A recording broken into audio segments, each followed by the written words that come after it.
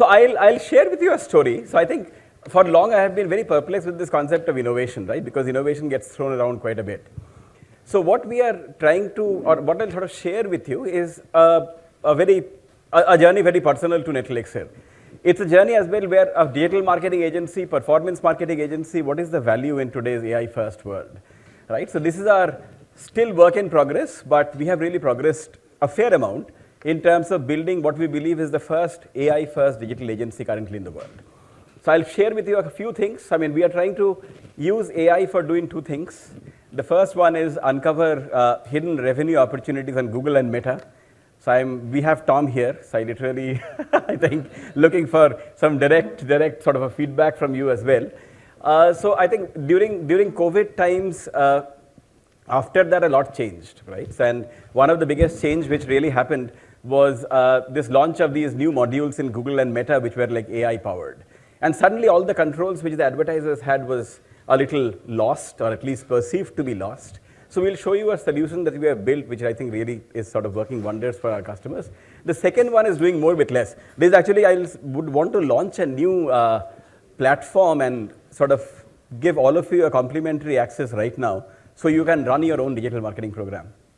So I think crazy stuff, right? So this is uncover hidden revenues through Google and Meta ads. So I think the first part is the Performance Max and Advantage Plus. Those of you who are very much in the Google Ads side know the struggles and some of these cases. Tom, you can look up, so I wouldn't mind. But I think that's where it sort of comes in. So we had a struggle because to an extent it was being perceived as more of a black box, right? So you don't know what is going on within this thing. And you can control the audiences, you can control obviously the goals and targets and the budgets that you set.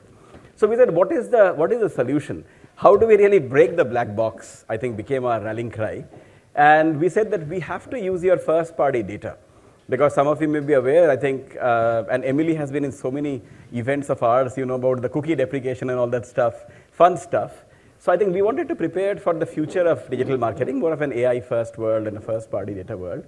So we said that can we really establish direct integrations with Shopify, BigCommerce and so on, and can we really run our own machine learning models to do two things better than anyone else in the world? That was a pretty big, hairy, audacious goal. The first one was, since we have been in the space for over 20 years, and David is quite a guru in DTCs that we sort of hear from, one of the struggles of all the e-commerce companies is a small percentage, a very small percentage of customers drive a big chunk of revenues. But you don't know which small percent. You don't know as to who is going to drive the revenues. And I have seen from my prior background at Party Poker and here as well, unless and until you figure it out as to who your high value customers are, there is absolutely no way that you'll be able to build a sustainable, profitable business. So we really wanted to crack that solution, and that's where Elixir Insights, our technology, came in. It's a machine learning platform through which we were able to predictably acquire customers which were 3 to 5x the overall lifetime value as such. We use currently about 43 different parameters effectively, based on which it's almost like sometimes I think of ourselves as a 23andMe, though not in the current sense because the company has been going through very interesting times. But I think so what is overall the composition of these high value customers, and then use them and add them as audience signals effectively when it comes to Google and Meta. But we didn't stop there. We said that what are some of the problems which our customers are facing? The first one was lifetime value is still not a thing, right? People are really sort of measuring the performance based on the first time purchase. We said that can be really predictive analytics plus machine learning combined to find as to who our high value customers are and how much are they likely to spend with you in 12 months. Then wouldn't it be cool if you could find out as to which of your customers is likely to churn? And we were able to crack that formula with about a 92% accuracy.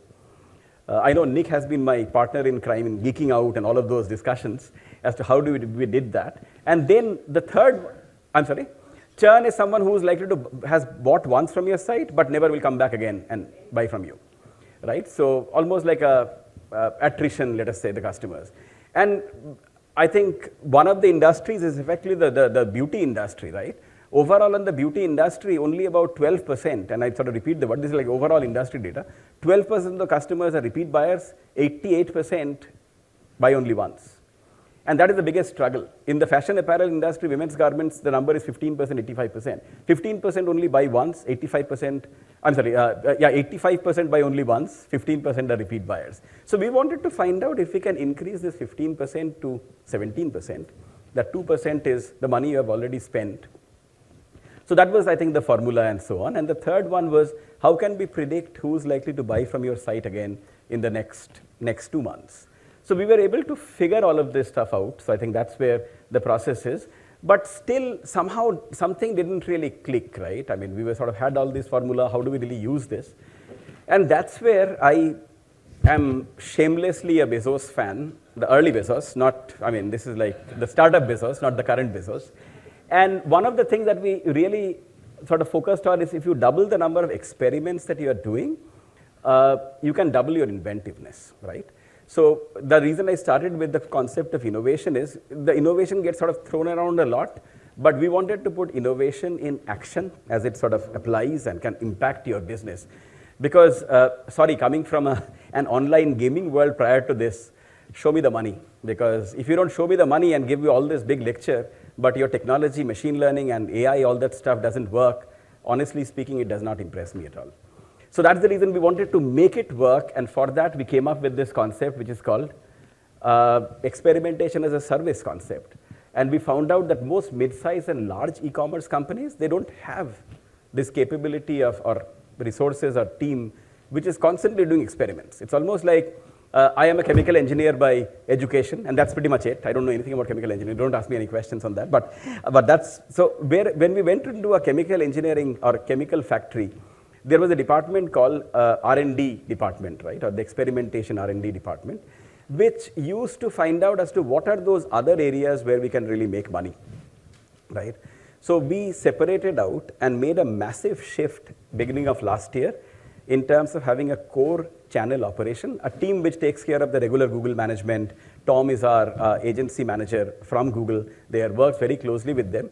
But we set up another team which works with our technology, which identifies all these hidden revenue opportunities. And that we use our technology to do that. And that's what we are really sort of excited, because I don't think any other company so far has launched experimentation as a service overall as a discipline or a business line. It's basically AI-powered micro-experimentation. And our goal is, how can we really find 2 to 5% more revenue for the same Google advertising spend? Let us say, if he is sort of running a campaign, she is currently making the same amount of money. These experiments run parallel to that. And my job is to find IFI 5% more revenues, which normal account management cannot really find. So that's, I think, what the goal is. And some of the outcomes have been pretty strong. I'll not spend too much time on this thing, but this is where I think AI marketing's future is. We are betting pretty big in terms of the future of AI marketing is AI plus experimentation. And that's what I think we are pretty heavily betting on. So that's the first part of the story. And you can obviously, I will sort of share with you the presentation deck, etc.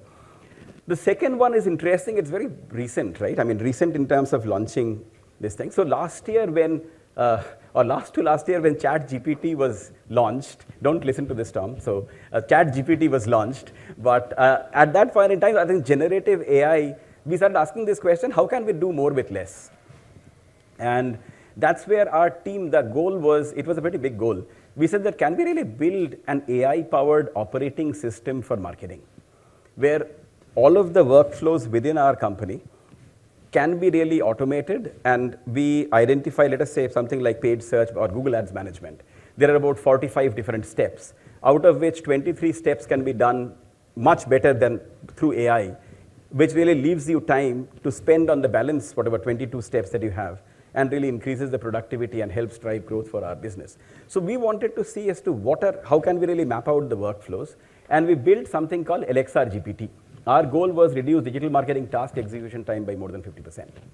It was a pretty big goal, and last year at this event I had shared that we had made some progress, built our own operating system, progressed well. It at this point in time sort of looks something like this. This is basically our operating system. Uses the LLMs. We have built a privacy security layer on top of this, and it has really transformed our company. So what I really wanted to do today is make an announcement and effectively share the 3 of these tools for free with all of you. the entire market. And there is a particular reason for this. We have quite a few of our clients out here. I don't think many of you or any of you know that we also run a site called elixirmarketplace.com. And definitely if you don't know that, then you don't know that it probably today is the world's largest free SEO marketing tool or search marketing tools marketplace which exists. We have more than 1 million small businesses from 150 countries using these tools. The average tool rating is 4.5 and no one talks about it, right? So it was our way of last 11 years of experimentation. So that's the reason when I say that innovation for NetElixir is all about experimentation and testing. And many cases, I don't know, it's probably, I think, how we operate at the company. We don't feel like talking too much, but in this case, we want to build the world's largest AI marketing tools marketplace that exists. So currently, I mean, you can just sort of sign up, just your email address and just get started with this. We have 3 tools. We are launching it today. elixirsmart.ai is the URL. I would request all of you to check it out. And this is the QR code just in case you really want to scan it and so on and so forth. So the point that I would really sort of summarize with, and I know, Emily, this doesn't happen very often, but I'll sort of finish probably 5 minutes before time. So Judith, you get 5 extra minutes to speak, so I know. So I think the thing is, there are 2 or 3 things which I really wanted to confirm or clarify. The first one is the word AI gets talked around a lot, right? As I mentioned, maybe it's just me, AI which does not really help you make more money, for me is a waste. Don't talk about it, right? So I think that gives you the permission of sort of even talking. The second part is if it does not really help you really either be productive or drive up the performance, I think it's just experiment at that point in time.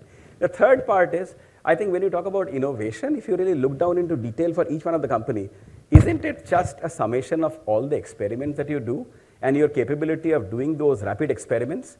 And literally this event, for example, is a classic example of that.